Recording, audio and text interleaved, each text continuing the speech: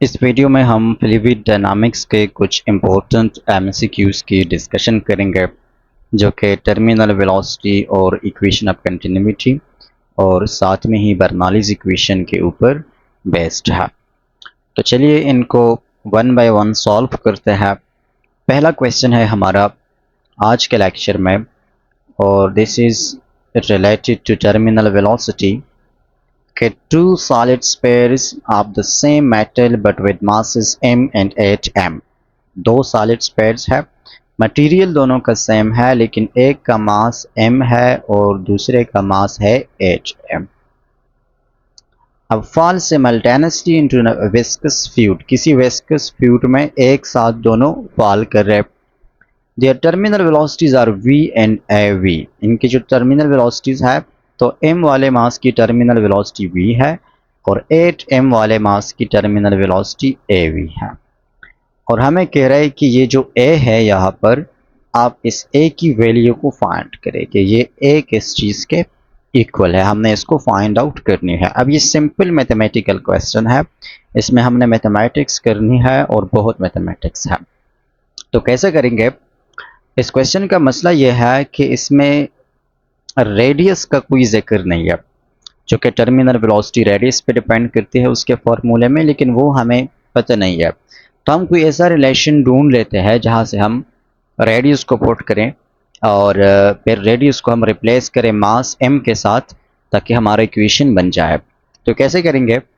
We know that terminal velocity is proportional to r square, और हमें ये भी पता है कि किसी भी सॉलिड मटेरियल के लिए स्फेरिकल शेप में from moment of inertia the capital M यानी mass is directly proportional to r cube.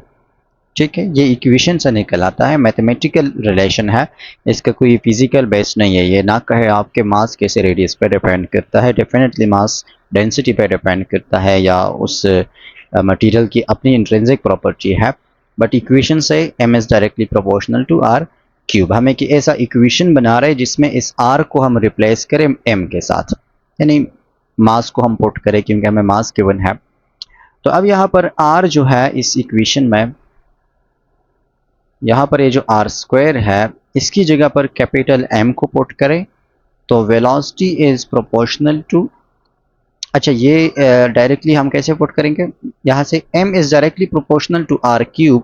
अगर m r क्यूब के साथ प्रोपोर्शनल है तो r is proportional to m power 1/3।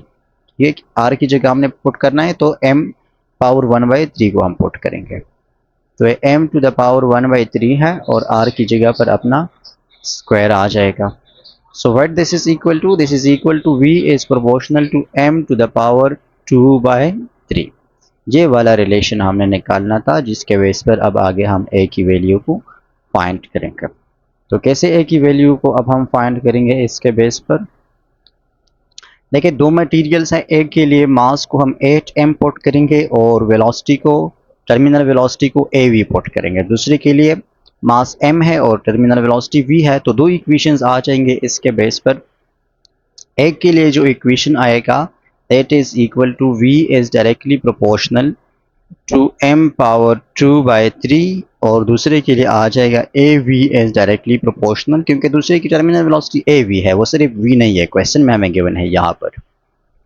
So this is proportional to m 8m है और इसका power है 2/3।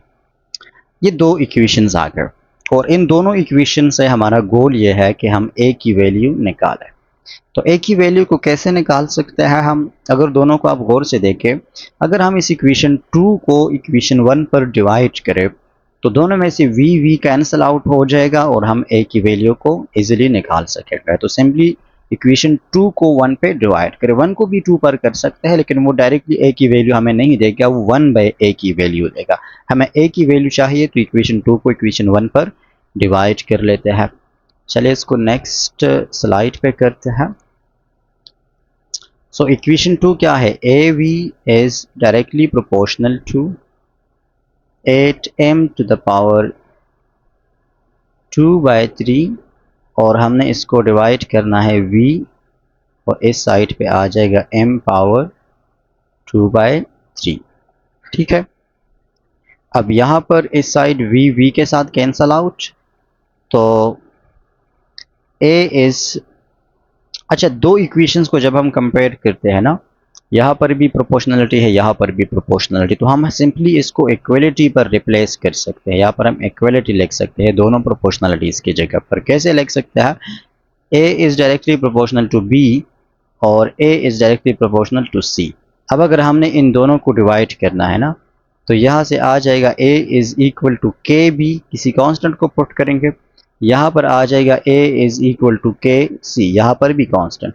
जब दोनों को हम डिवाइड करेंगे, a by a is equal to k into b by c सी, k b divide by k c, तो के भी कैंसल आउट। सिंपली हम प्रोपोर्शनलिटी को इक्वलिटी पर रिप्लेस कर सकते हैं। ये आई होप इतनी मुश्किल बात नहीं है। और v cancel, so a is equal to, यहाँ पर भी ऊपर भी पावर 2/3 है, नीचे भी, तो हम सिंपली एक बार पावर 2/3 लिख सकते हैं, यानी 8m डिवाइडेड बाय m, और दोनों का कॉमन पावर आ जाएगा 2/3। m के साथ कैंसल आउट हो जाएगा, तो a is equal to 8 power 2/3। ठीक है, अब 8 को मैं लिख सकता हूँ 2 टू द पावर 3, और यहाँ पर आ जाएगा 2/3। ठीक है, 3 के साथ cancel out, so a is equal to 2 square, और 2 स्क्वायर इज इक्वल टू 4। हमारे पास a की वैल्यू आ गई। सिंपल मैथमेटिक्स था, इतना मुश्किल नहीं था, लेकिन थोड़ा लेंथी मैथमेटिक्स था। So a is equal to 2। Next question है, a 3 meter tall cylinder completely filled with water has 4 identical small holes. It heights 2.1 meter, 2.2 meter, 2.3 meter and 2.4 meter from the base. The speed of efflux is minimum from। एक टाल cylinder है और इसमें 4 holes है, 1 2 3 4, और इन चारों की जो हाइट है फ्रॉम बेस वो हमें गिवन है कि एक जो होल है वो बेस से 2.1 मीटर पर है, दूसरा जो है वो 2.2 मीटर, ये है 2.3 मीटर, और ये है 2.4 मीटर। तो स्पीड ऑफ एफ्लक्स जो है वो कौन से वाले होल से मिनिमम होगा? अच्छा, स्पीड ऑफ एफ्लक्स का फॉर्मूला होता है स्क्वायर रूट 2gh, यानी ये हाइट के साथ डायरेक्टली रिलेटेड है। ठीक है, जिसका हाइट ज़्यादा होगा तो उस होल से जो एफ्लक्स की स्पीड है वो ज़्यादा होगी। यानी कि जो यहाँ पर 2.4 मीटर वाला है, इसमें स्पीड ऑफ एफ्लक्स क्या होगी, ज़्यादा होगी या कम? अच्छा रिमेंबर, ये जो h है ये हाइट फ्रॉम बेस नहीं है, ये वाला हाइट नहीं है, बल्कि ये हाइट फ्रॉम टॉप है। इसको हम डेप्थ कहते हैं। डेप्थ के कौन सा वाला होल कितना डीप है वाटर में, तो डीप होल का मतलब है कि टॉप से उसका डिस्टेंस कितना ज़्यादा है। हमने मिनिमम स्पीड को फाइंड करना है, तो जो होल टॉप से मिनिमम डिस्टेंस पर होगी उसमें स्पीड ऑफ एफ्लक्स भी मिनिमम होगी, यानी कि 2.4 मीटर हाई। नेक्स्ट क्वेश्चन है, a construction in a pipe reduces its diameter from 4.0 centimeter to 2.0 centimeter where the pipe is narrow. The water speed is 8 meter per second. What is the speed of water where the pipe is wide? एक equation of continuity का question है। एक non uniform pipe है, यहाँ पर इसका जो diameter है तो वो 4 सेंटीमीटर है, यहाँ पर जो डायमीटर है तो वो 2 सेंटीमीटर है। तो जहाँ पर पाइप नैरो है वहाँ पर वाटर की स्पीड है 8 मीटर पर सेकंड। अब जहाँ पर वाइडर है तो यहाँ पर हमने वाटर की स्पीड को फाइंड करना है। इक्वेशन ऑफ कंटिन्यूटी से हमें पता है कि speed is inversely proportional to area. जहाँ पर एरिया ज़्यादा होगी तो वहाँ पर स्पीड कम होगी। ठीक है, ये एक रिलेशन है। अब यहाँ पर क्वेश्चन में हमें एरिया नहीं गिवन, हमें डायमीटर का पता है कि जो डायमीटर है वो वाइडर एरिया का डबल है। तो area is directly proportional to diameter का स्क्वायर। यहाँ पर डायमीटर डबल है, 2 सेंटीमीटर से 4 सेंटीमीटर का मतलब है कि डबल डायमीटर। तो डबल डायमीटर का मतलब है कि जो A2 है, जो एरिया है A2, वो 4 टाइम्स ग्रेटर है A1 से। ठीक है, अब अगर एरिया 4 टाइम्स ग्रेटर है तो जो वेलोसिटी होगी v2 वो 4 टाइम्स स्मॉलर होगी देन v1, यानी v1 को हम 4 पर डिवाइड करेंगे क्योंकि इनवर्स रिलेशन है। अब v1 8 मीटर पर सेकंड है तो उसको 4 पर डिवाइड करें, you will get the answer 2 metre पर सेकंड। लास्ट एक छोटा सा कंसेप्चुअल क्वेश्चन है। A person blows across the top of one arm of a U tube partially filled with water. एक यू शेप का ट्यूब है इस तरह से, और एक पर्सन इसमें ब्लो करता है, इसमें एयर को ब्लो करते हुए, पर प्रेशर ज़्यादा होगा, इसमें वाटर है, पार्शली पेल्ट है, यानी कि वाटर जो है वो राइज भी हो सकता है, वो ड्रॉप भी हो सकता है। तो अगर एक पर्सन यहाँ पर ब्लो करेगा, ब्लो का मतलब इसमें एयर का प्रेशर वो डालेगा, मज़ीद एयर यहाँ पे जाएगा, तो क्या होगा, वाटर को क्या होगा, तो यहाँ पर वाटर डाउन जाएगा, the water will drop slightly, और स्लाइटली डाउन जाएगा क्योंकि ब्लो में इतनी पावर नहीं होती कि वो वाटर को ज़्यादा वो करे, ज़्यादा उसको ड्रॉप करे, तो the water will drop slightly.